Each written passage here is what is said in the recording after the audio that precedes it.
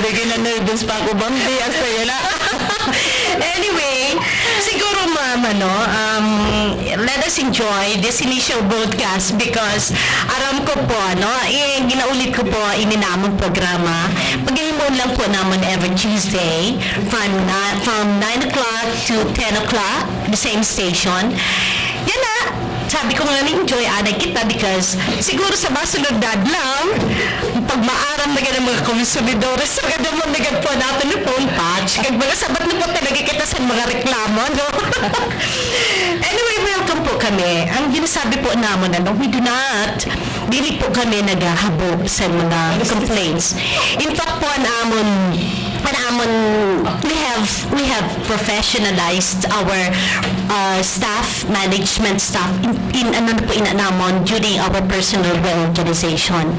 Dili po namon mabasol ko na experience po sa ating mga member consumers in the past, lalo po sa amon sa mga iba na empleyado, dili maayo, no? Nan sa pag-abot po ni General Manager Dr. Eduardo Margallo sa 2007 po, siya po ang naging pinili po siya sa NEA, siya po ang naging General Manager. Ang number one po talaga na inatupag ni Dr. Margallo, po ang pag-implement sa personnel reorganization. Po ini para ma-professionalize po talaga ang staff. And maganda po, kung may time po kamo na mga member consumers, ginaimbitaran po namo kamo na magkadto sa amon office, makita niyo, kag makasalamuha mo talaga niyo, mababatyagan po talaga niyo na may improvement na sa amon service. Now, ini po naahon linya, siguro masabi ko, may improvement, pero may mangyari nag-brown out. That's also part po sa aton improvement. Kadamuan po sa brown out siya na because nag-rehabilitate po kami sa linya. Masig po yan, Now, dili man po makatrabaho ang amon mga lineman kung buhay ang kuryente. Mamila, ubos sa natin lineman sana. Now, balik po kita sa mga complaints. Gina-welcome po ina namon because ang pangita po namon amo lang po inaan maging avenue o paagi para mabuligan maninyo kami na ma-improve namon ang amon service. Si Mamila, incidentally, is the ISD manager, Institutional Services Department Manager. Dako ang problema sa masel ko. Lalo na po, di po kayo directly sa mga pag-servisyo sa member consumers kapag handles and complaints. Would you like to say something, Mamila, na importante na gusto mo gayud ipaabot sa mga member consumers regarding siguro ma'am sa sa house wiring applications dito sa mga gusto magpailaw, mag-apply sa kuryente? Salamat, Bambi. So, gusto ko ipaabot sa mga itong gusto na mag-apply sa Masilco. Ikaw po kita sing ginapatuman na mga procedures na bago mailawan ang ibalay. Ang primero po gina-require namon ang mga itong prospective consumers na mag-attend sa pre-membership seminar. Kundi po ihahatag namon ang mga information mahilungod sa kunano ang mga rights, duties, and responsibilities as consumers. Isad na dida ang pag-attend sa rights and member consumers, isad na dida ang pag-attend sa mga meetings na ginapatawag sa Masilco.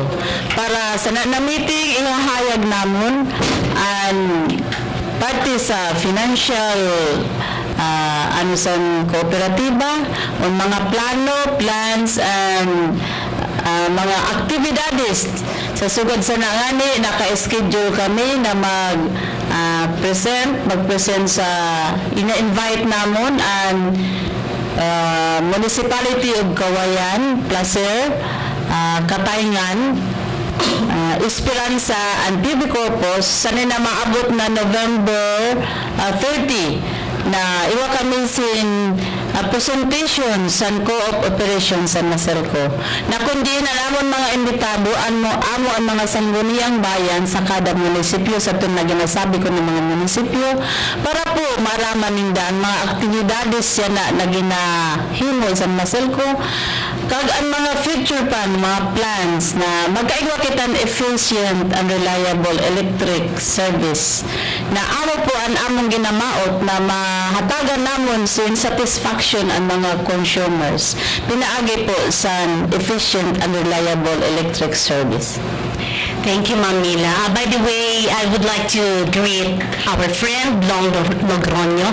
Siya po ang nagbulig sa Maselco pag-prepare sa intro kag extra namon niya na daw. Good morning, Long. Thank you, kaganda.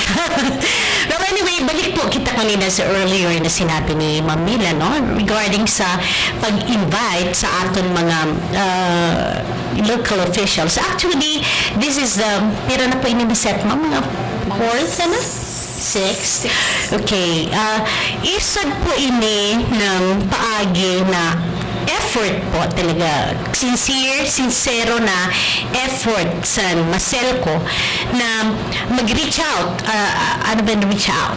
Abuton, ano? Ang aton mga member consumers. Kasi nagatuod po kami na kung dili po sila makakadi sa amon kooperatiba, sa mga problema sa mga concerns regarding sa aton ilaw.